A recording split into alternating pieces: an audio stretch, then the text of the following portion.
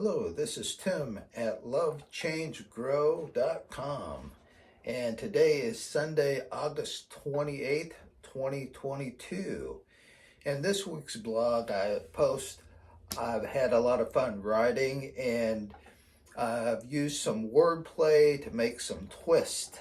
But a little background: for decades, ever since I was in my 20s, I've always kind of been interested in self-help and how things work like that.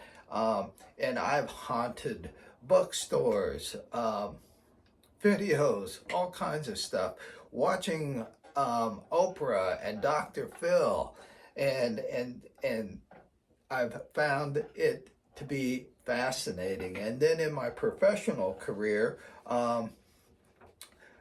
meeting people that were seemingly extremely lucky but unhappy, or other folks that were very well-meaning and had good intentions, but their life was just a hot mess.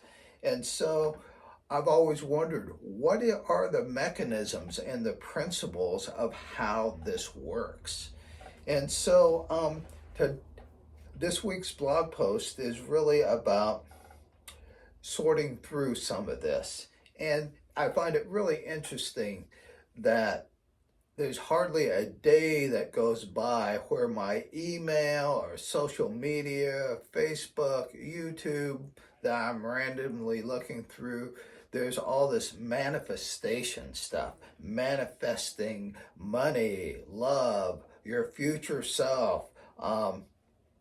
And so this week's blog post is kind of doing a bit of a deeper dive and decoding into these manifesting programs.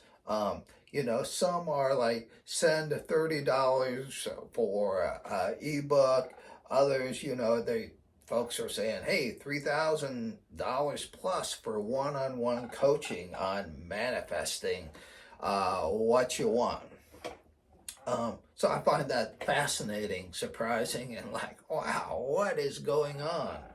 So last week I presented basically the idea that you are the change, and that it's basically up to you, and you can make that happen. And that is sort of the basis of self-help. There is all kinds of arguments to say that it's not an individual, that one is embedded in their environment, or one has privilege or support, or it depends on where a person lives, what socioeconomic class they are born into. And those are all valid. I don't want to discount any of that. At heart, my sort of perspective and bias is as a rugged individualist, though I recognized early in my 20s, hey, we don't get by on rugged individualism, that we are interdependent, that we are fortunate to have random strangers show us some kindness, family and friends. And so there's that piece, and I don't want to discount that. So, but this week's blog post is a deeper dive or a decode in what is this manifesting business about.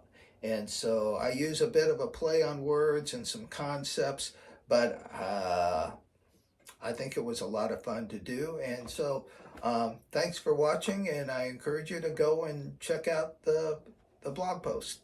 Thank you.